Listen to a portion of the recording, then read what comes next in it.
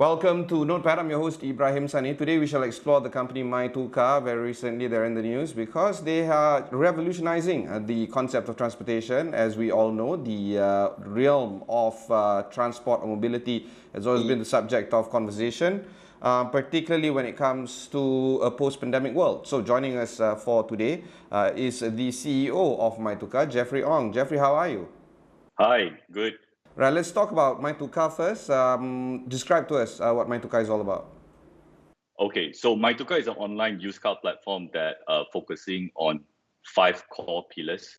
So we got the retail business where we deal with end consumers, where end consumers can buy car completely digitally from our platform.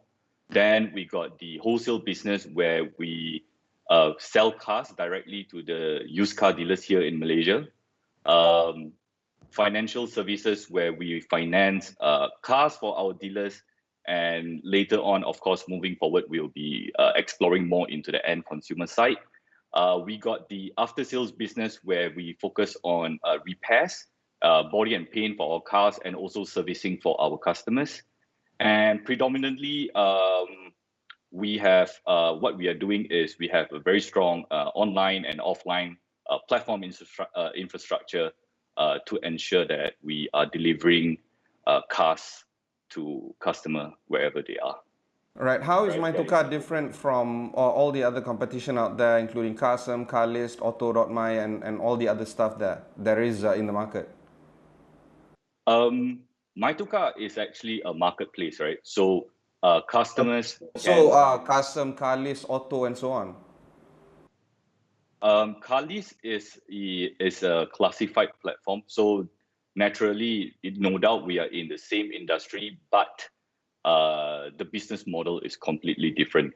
What I would say is the closest competitor that we have here is Carsome, but no doubt we are in the same industry, but how the way we run business and the whole overall business concept is predominantly very different.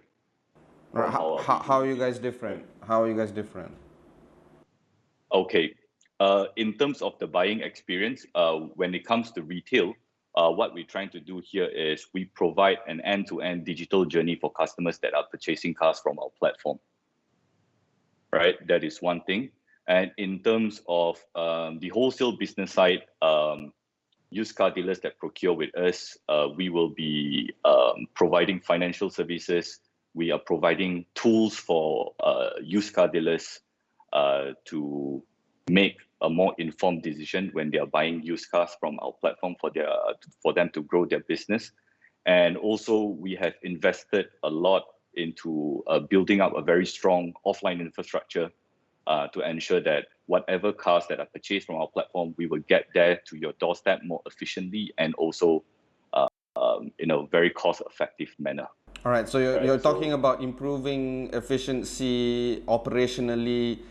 This would require a lot of care in terms of trying to make sure that your partners are all in tune with what your objectives are, from dealers, from your own employees, including the turnaround time from the moment a customer reaches out to you. How do you ensure that all these stakeholders that you guys have can be consistent with what your operational wants or targets are? Because in order for you guys to be efficient, you guys have to have good partners, right?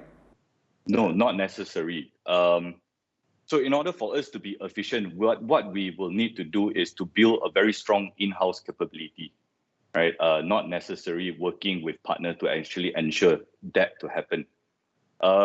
Because if we are building things on an in-house scale, what we can ensure is we can control the quality itself of what we are trying to deliver to our customers. How about your relationship with your car dealers? The relationship with the car dealers is good because what we have done here is us as a partner for the used car dealer, we have helped them to digitalize their car procurement side of business. And also what we are doing for the used car dealers is we can connect nationwide sellers to them, right? So what a used car dealer naturally does is last time, in order for them to supply cars for them to retail, they only can source for all these inventories in their local network. What happened is with us, they open up to nationwide sellers, means there is no limitation in terms of geography, and they will be tapping into more variety and variants of cars all over Malaysia. Is there an exclusivity deal that they can only deal with you guys and not all the other competitors, or it's actually a free market, they can actually reach out to all the other players out there, including yourself? Yes, it's a free market. So how we can stand out more competitive, it's on the service that we provide, the quality that we provide, right? How fast we can actually deliver the car right to your showroom after you purchase cars from our bidding platform. Right, let's talk a little bit more about your fundraising process. We know, or we've read that very recently, Caro, the parent, has raised about 300 million US dollars in fresh funds. There's going to be some assumption that there's going to be more fundraising in the process. How much of this is actually funneled down to myTukar? I'm actually not in a position to talk about this, but what we can say is Malaysia plays a significant role in the Caro Group, and a lot of funding actually will be channeled to Malaysia as long as we met the growth objective that we are going to pursue on. So what kind of growth objectives are we talking about? Like, what can you share? Okay, we will be continuously to be investing in the infrastructure, right? Online platform infrastructure, offline infrastructure, creating more centers for customers to get hold of our services, and also for dealers. So this is one part of our expansion plans. All right, let's also talk about the expansion plan then. What objectives have you reached, and what kind of growth are you looking at in Malaysia, particularly when it comes to growing your businesses here? How can a person looking at myTukar understand that the business is growing? Okay, so part of our expansion plan is we approach it in a few steps, right? So one is to ensure that our platform capabilities are there. What it means is by providing a better pricing for customer, we will build in-house AI capabilities and pricing algorithm. That is one of it.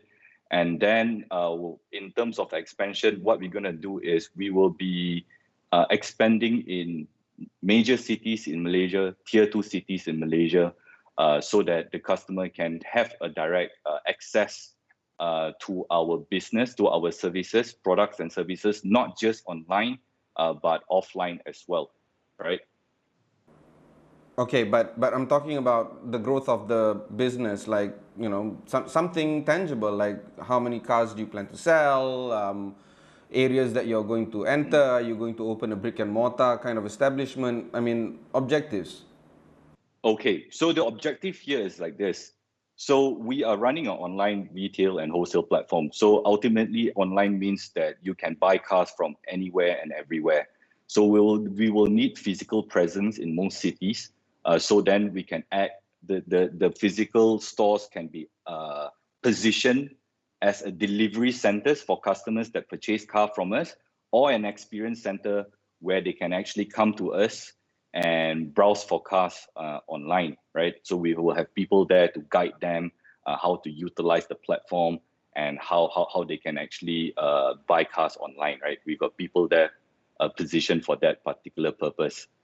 In terms of volume, again, I will not jump into numbers, but looking at our business forecast, definitely we are looking at another 300%, 500 to 500% growth again this year itself. Okay, we'll go for one short break. When we come back, we'll talk more with myTukar.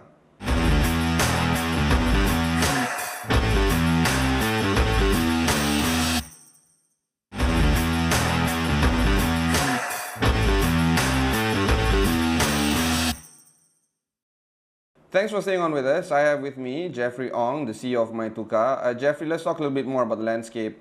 Because of the pandemic, mobility has been hard hit over the past 17 months. Is the automotive industry affected as well by this constant or consistent lockdown that we've been experiencing over the past 17 months? Yes, I would say that in the automotive perspective, the new car side of business are more impacted than the used car side. Okay, partly is because there is shortages in the chip shortages where it impacted in the production of new cars. But in terms of used car, we have seen an uptake in the demand for used car because of the new car issue lah. From the look of it, we are seeing that the used car market is definitely a driving factor in the automotive industry moving forward during the period of this pandemic. Is this the first time when used cars are driving the sales instead of new cars? In this market, yes, definitely. But in the mature market, it works a bit differently. So I can share with you, right? In the mature market, what we can see is every one new car sold, two used car will be sold, right? But in Malaysia, it's the other way around. People tends to go into new car more. This is due to multiple factors. But we are looking at there's a changing of trends in this particular market as well. Okay, but let's talk about, 20 years, 10 years ahead, when automotive vehicles are flooding the market, when vehicle-to-vehicle conversation is happening with 5G, vehicle-to-everything is happening, V2X is happening. The landscape is going to change. Cars that are retrofitted with 21st century technology might not necessarily be useful anymore. How do we ensure that the vehicular industry in Malaysia continues to be updated and continues to be relevant for the upcoming change that is very near already? Okay, I think this one we have to take it a step at a time. In terms of car ownership, statistically, vehicle ownership will always still be here, right? I think what will happen is in terms of 5G and autonomous driving and all that, it will definitely impact the car sharing side of industry. But in terms of individual mobility, the nature of human itself, they still will prefer to have their own mode of transportation, right? So I would say that autonomous will be a value add. What I would say is changing of a drivetrain of a vehicle will be more significant than autonomous driving. So you think that this industry will be as it is, say, 10 years from now? 10 years from now, yes, definitely will be the same. Okay. What you will see different is more on the drivetrain. Means people are moving towards more into hybrid and electric vehicles. Okay. But would things change even more because of the pandemic? I mean, we don't enter our offices anymore, that kind of stuff? Mm-hmm. So do you think that people will drive less? People will drive less, but mobility will still need to happen. Oh, In I order agree. for mobility, yes, mobility will still need to happen. And due to this pandemic, what we can see is there is a trend where people are moving away from the sharing economy, right? Due to safety reasons from all these experiences that they have during this pandemic. That's correct. So what do you make of this? People still need mobility. The ride-sharing economy is people are not so much the riding or the ride-hailing aspect, but the delivery is really booming. And then of course we're talking about car ownership. It doesn't make sense for somebody to buy a car and not use it for 17 months. The idea here is perhaps to borrow a car for 2 days in a week, 3 days in a week. These are the kind of trends that I'm seeing. So how does this add up with the kind of business models that you guys have right now? I would say is if you drill down deeper, human mobility will still be the key, right? I think working from home, as you can see, Some people might see the benefit of it in the short term, but if you go into the medium and long term, humans still require social interaction. So that's why mobility will never be going away. So if you're talking about working from home and all that, yes, no doubt during this period, it's needed, it's crucial due to this pandemic for safety reasons. But as human is, social interactions still play a big role, and mobility will be a part of this social framework to it.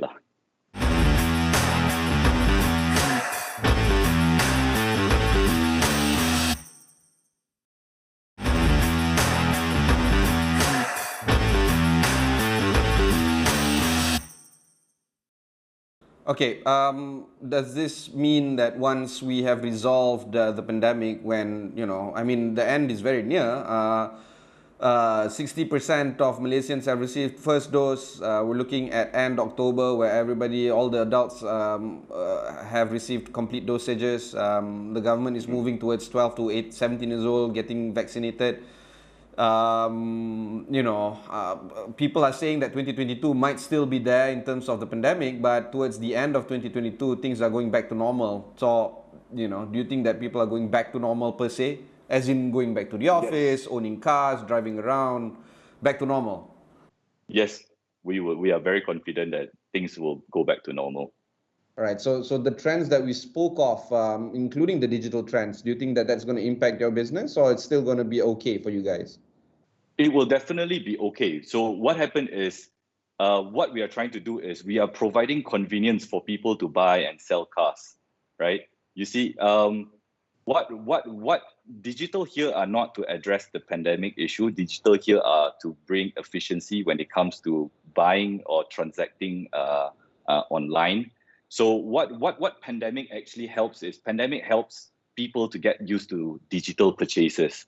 So once the pandemic is over, people will still stick with digital purchases because it's a more efficient way to do things.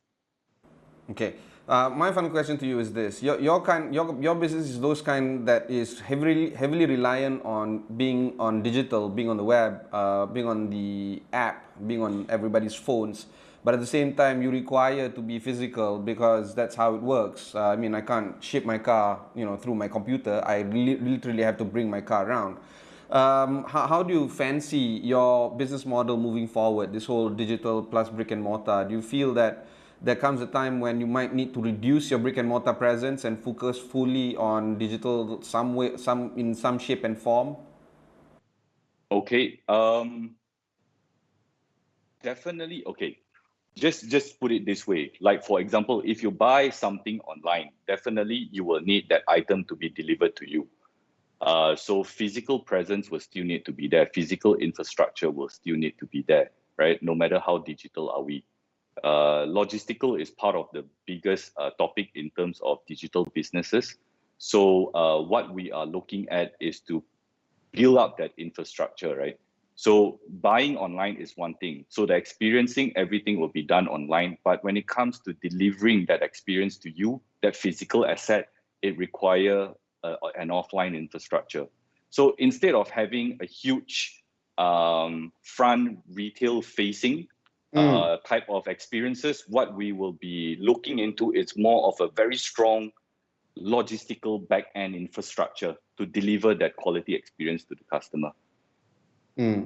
It's the same like buying a shirt online. Yeah, exactly, right? I mean, but people don't see that brick and mortar aspect, that physical aspect. People just look at the experience online, and that's about it, and then they arrive in front of the door. That's how consumers work. Yeah. Okay. Final question is this: do you feel that there comes a time when myTukar needs to go a bit more aggressive in terms of challenging your competitors? We spoke of some of your competitors earlier. They are raising hundreds and millions of dollars, and it seems like they're going big on regional. Karo, of course, is regional, but you guys aren't. Do you feel that there has to be some business alignment between Karo and you, and how you bring yourself both entrenching it domestically in Malaysia as well as trying to go regional as well? Yep. So no doubt, Karo is it's our investor, right? And myTukar do play a very significant role in terms of the regional strategy and business, right?